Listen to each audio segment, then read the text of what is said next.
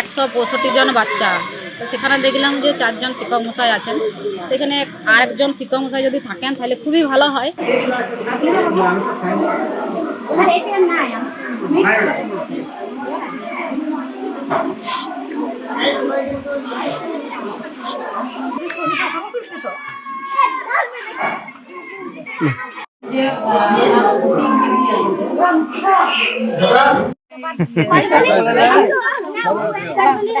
স্কুলটি খুব সুন্দর, পরিবেশটি আছে চারদিকে মানে গাছপালা এবং স্কুলের পরিকাঠামো সব কিছু ঠিক আছে, কিন্তু একটাই সমস্যা যেটা দেখলাম এখানে 6টা ক্লাস আছে, 5 পর্যন্ত আছে, শিশু 1 থেকে একদম ক্লাস 5 পর্যন্ত আছে।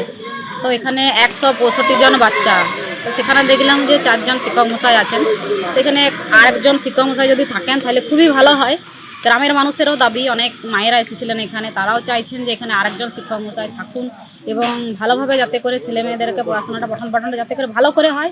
আর সেই জন্য ওনারা আমাকে বললেন এবং এখান থেকেই আমি বসে বসে এসআই এবং ডিআইকে আমি ফোন করলাম, ওনাদেরকে জানালাম বিষয়টা যে আপনারা একটু দেখুন যাতে করে ঠিকঠাক করে ক্লাসগুলো চলে।